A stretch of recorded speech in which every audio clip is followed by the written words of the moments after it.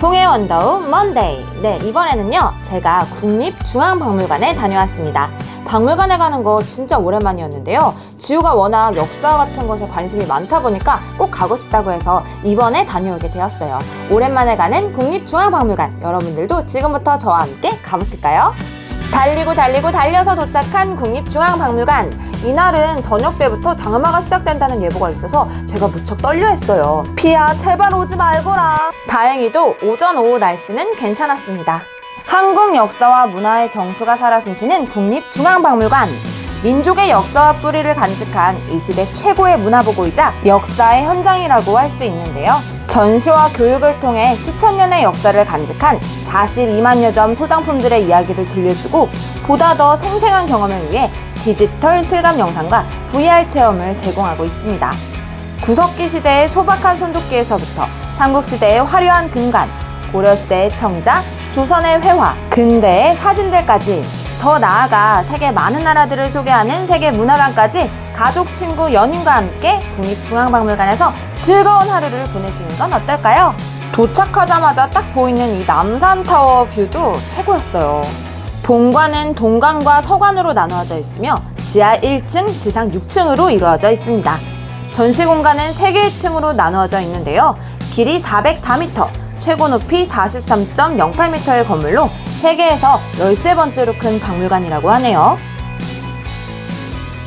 일상의 짧은 나들이에서 만나는 문화유산과 자연풍광은 기대 이상의 감동으로 우리들의 지적, 문화적 갈증을 충분히 채워줄 수 있을 것만 같죠? 자, 그럼 이제 전시실로 한번 들어가 볼게요. 비둘기야, 안녕! 2023년 세계 박물관 관람객 수 랭킹에서 세계 6위를 기록했다고 했는데요. 주말이라 그런지 사람들이 진짜 많네요. 광개토대왕비는 414년 장수왕 3년에 아들인 장수왕이 아버지 광개토왕의 공적을 기리고 묘지기를 책정하기 위하여 세운 석비입니다. 은택은 하늘에 미치고 위엄은 사해에 떨쳐 나라는 부강하며 백성은 여유롭고 오곡은 풍성하게 여물었다. 1층 역사의 길에 들어서자 멀리서부터 보이는 웅장한 디지털 광개토대왕 능비의 모습에 가슴이 벅차올랐습니다. 제일 처음 선사 고대관 먼저 들어가 보도록 할게요. 인류가 한반도에 살기 시작한 구석기 시대부터 통일신라와 발해가 공존한 남북국 시대까지 우리나라의 역사와 문화를 시간의 흐름에 따라 보여주는 통사적 전시 공간입니다. 신석기실에서는 빙하기가 끝나고 바뀐 환경에 적응하면서 정착 생활을 시작한 신석기 시대 사람들의 생활상을 살펴볼 수 있습니다. 신석기 시대가 시작되는 약 1만 년 전 무렵의 인류는 지구의 기온이 상승하여 물이 육지로 유입되면서 바다 자원을 적극적으로 이용할 수 있게 되었습니다. 신석기 시대 유적은 주로 물과 자원을 쉽게 구할 수 있는 강변이나 바닷가, 육지로부터 가까운 섬 지역에 집중되어 있는데 이로써 당시 사람들은 강가나 바닷가에 움집을 짓고 살면서 고기잡이나 사냥, 식물 채집으로 먹을거리를 구했을 것으로 생각이 됩니다. 그 다음 청동기 고조선실로 가볼게요. 발달된 농경기술을 기반으로 한 청동기 시대의 생활 모습과 청동이라는 금속 제품이 유입되면서 변화하는 문화상을 중심으로 구성하였습니다. 문헌에 등장하는 우리나라 최초의 고대 국가인 고조선이 한을 비롯한 주변의 여러 세력과 공존하며 패권을 다투기도 했습니다. 부여 사만실에서는 급격한 사회 변화를 불러오는 배경이 된 새로운 생산 기술을 중심으로 여러 나라의 생활상을 소개하였는데요. 이 시기에는 철기를 일상도구로 널리 사용하였으며 새로운 토기 제작 기술이 도입되어 굴가마에서 높은 온도에 토기를 굽기 시작했습니다. 고조선이 세력을 넓히다가 사라질 무렵 만주 지방에는 부여와 고구려, 한반도 북부 동해안 지방에는 옥저와 동해, 중남부 지역에는 마한, 진안, 변안의 사만이 자리를 잡았습니다. 부여는 중국과 교류하며 발전하였고 고구려는 주변 세력과의 갈등과 긴장 속에서 역량을 강화하여 일찍이 고대 국가로 성장했습니다. 드디어 고구려실입니다. 고구려실에는 돌무지 무덤이나 궁궐터, 절터에서 출토된 금동관과 꾸미개, 막새와 전돌, 불상 등을 전시하였습니다. 고구려는 압록강 유역에서 일어나 점차 주변 지역을 아우르면서 삼국 중 가장 먼저 고대 국가 체제를 갖추었습니다. 고구려는 넓은 영토를 확보한 동아시아의 강자가 되었는데요. 고유 문화를 유지하면서 중국과 서역, 북방의 외래 문화를 적극적으로 받아들여 역동적이고 실용적인 문화를 만들어냈습니다. 무덤 벽화의 모사도는 고구려인의 생활상과 정신세계를 엿볼 수 있습니다. 그 다음 백제실에서는 백제 전체의 역사를 정치, 경제, 문화, 교류로 구분하여 전시하였습니다. 백제의 중앙과 지방정치, 건축과 종교, 생산경제와 토기, 대외교류 등 세부 주제로 구성하여 백제 문화의 특징을 한눈에 살펴볼 수 있게 구성했는데요. 백제는 기원 전후 시기에 고구려에서 갈라져 나온 온조 집단이 마한의 여러 소국을 하나로 합치면서 성장한 고대 국가입니다. 처음에는 한성을 도읍으로 삼았으며 그 뒤에 웅진, 사비로 도읍을 옮기면서 독창적인 문화를 꽃피웠습니다. 백제는 한반도에서 함께 살아가던 고구려 신라 가야는 물론 중국이나 일본 등 주변 국가도 활발하게 교류하면서 우아하고 세련된 문화를 만들어갔네요. 그 다음 가야실에서는 풍부한 철과 활발한 국제교역을 바탕으로 성장한 가야를 만날 수 있습니다. 신라실에서는 현재 경주 대릉원에 있는 거대한 무덤 중 규모가 가장 큰 황남 대총에서 출토된 금관을 비롯하여 마립강기 지배층의 면모를 보여주는 화려한 황금 껴묵거리를 전시하고 있습니다. 신라는 한반도 동남쪽에 있던 진안 12국 가운데 경주 지역의 사로국이 성장하여 발전한 나라입니다. 제 동생이 맨날 저한테 어디 고대 무덤에서 도굴한 것 같은 그런 귀걸이랑 목걸이를 하고 다닌다고 맨날 놀렸었는데 실제는 제 거보다 훨씬 더 화려해요. 503년 지증왕은 나라 이름을 신라로 정하고 최고 통치자의 호칭을 마립간에서 왕으로 바꾸었습니다. 신라 문화의 국제성을 볼 수 있는 유리잔 같은 다양한 외래 문물과 함께 대표적인 신라의 토기와 기와, 무기, 말가춤들도 함께 볼 수가 있네요. 정말 화려하죠? 왠지 저거 귀에다가 하면 귀가 뚝 떨어질 것 같은 그런 느낌? 신라는 660년 백제를, 668년 고구려를 함락하여 한반도를 통일하게 됩니다. 경천사 10층 석탑, 고려 충무강 4년에 대리석을 다듬어 세운 석탑입니다. 국보 제86호로 지정된 경천사 10층 석탑은 마치 나무로 만든 거축물처럼 재현되었으며 층마다 불보살의 모습이 섬세하게 조각되어 있습니다. 경천사는 고려 왕실의 기일에 추모제를 지냈던 곳으로 왕실의 왕래가 잦았던 사찰입니다. 잠깐 쉬어갈 겸 기념품 샵 구경을 좀 해보도록 할게요.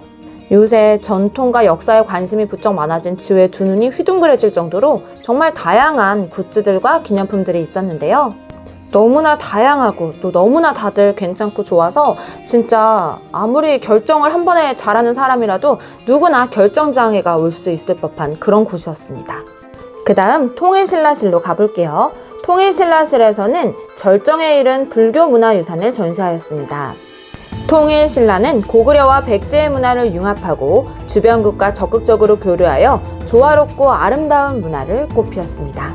그러나 9세기 이후 권력 다툼으로 왕권이 약화되면서 신라는 935년 고려 왕건에게 투항하여 1000년의 역사를 마감하게 됩니다.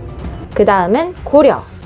고려가 도읍한 개경과 지방의 문화, 고려 사람들의 생활을 주제로 전시가 구성되어 있었는데요. 화려하고 세련된 미의식을 엿볼 수 있는 다양한 전시품을 만날 수 있습니다. 고려의 독특한 지방제도와 특색 있는 지방문화를 소개하는 것은 물론이고 숟가락이나 술병처럼 고려 사람들의 식생활, 여성들의 삶, 일상의 면모를 살펴볼 수 있는 유물들도 전시가 되어 있네요. 고려는 1실과 2실로 나눠져 있는데 고려 2실은 크게 고려 후기의 정치적 흐름과 불교미술이라는 두 가지 주제로 전시를 구성하였습니다. 초상화, 문집 등을 활용해 원간섭기 고려에 들어온 성리학을 익힌 신진사대부의 성장 과정, 그리고 고려에서 조선으로 왕조가 교체되는 순간을 보여주고 있습니다. 이제 가장 궁금했던 조선으로 한번 넘어가 볼까요? 조선은 창업 후 100여 년 동안 건국의 정당성과 왕권의 정통성을 확보하고 성리학 이념에 따라 문물과 제도를 정비하여 통치체제를 구축했습니다. 태종 때 이룩한 강력한 왕권과 정치사회적 안정에 힘입어 세종부터 성종까지 통치의 근거가 되는 법전, 의례서, 지리서, 역사서 등을 편찬할 수 있었습니다. 17세기 전란을 겪으면서 혼란해진 사회를 유교윤리를 더 강조하여 위기를 타개하고 임진왜란 이후 상품화폐 경제가 발달하게 됩니다. 그리고 18세기 왕권과 신권의 균형이 이루어졌고 문예가 부흥한 시기를 맞이하게 되지만 19세기 근대사회로 진입하는 데 늦었고 외세의 간섭을 물리치기 어려워지게 됩니다. 우리는 대한제국이 반봉건, 반외세, 근대화라는 역사적 과제를 안고 있었고 이를 해결하려고 노력했다는 점에 주목해야 할 것입니다. 와, 이제 이렇게 1층에 모든 관람을 마쳤는데요. 너무 힘들고 피곤해서 2층으로 올라갔는데요. 가장 먼저 들른 곳이 카페입니다. 저만 이런 생각을 한 게 아닌지 카페 안에 사람들이 진짜 많았어요. 그런데 나중에 뒤늦게 알게 되었죠. 2층을 꼭 봐야 한다는 사실을. 그런데 2층을 못 둘러보고 여기 기념품 샵으로 바로 와버렸네요. 아까 중간에 있던 기념품 샵이 아니라 출구로 나가서 이제 어린이 박물관 가는 쪽에 있는 기념품 샵이 찐이더라고요. 여기가 종류가 훨씬 많았어요. 생각보다 엄청 넓어서 여기를 천천히 구경하는 것만으로도 시간이 제법 걸릴 것 같다는 생각이 들었답니다. 기념품 욕심 많은 지우도 열심히 고민하고 또 고민해서 기념품을 또 구매했네요.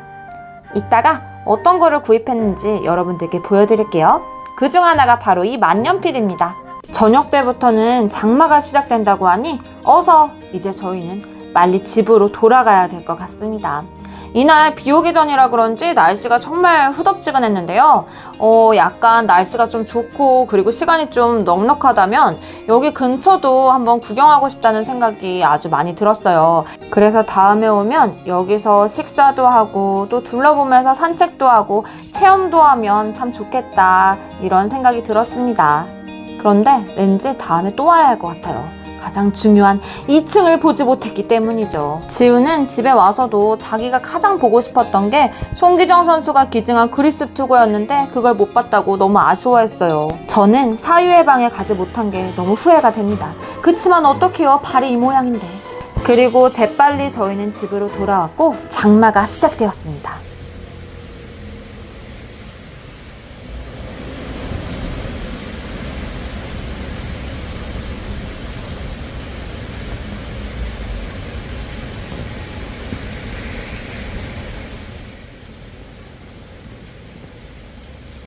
그럼 이제부터 지우가 산 물건들을 한번 살펴볼까요? 손수건이랑 이 자개 만년필. 지우는 이 자개 만년필을 제일 좋아했어요. 손수건은 이렇게 붉은 컬러도 있고요. 그리고 다른 컬러도 하나 더 있답니다. 그리고 이 부채. 날이 더워서 엄마는 이 부채를 제일 좋아하더라고요. 그리고 부채하고 손수건. 아까 다른 컬러가 하나 더 있다고 했잖아요. 하나는 붉은 컬러고 하나는 이런 푸른 컬러예요. 금색으로 수놓아진 게 너무 예쁘죠? 그리고 이 도자기까지. 이상으로 국립중앙박물관에 가서 반가사열상도 못 보고 온 홍혜원의 박물관 탐방기를 마칩니다. 나 다시 돌아갈래!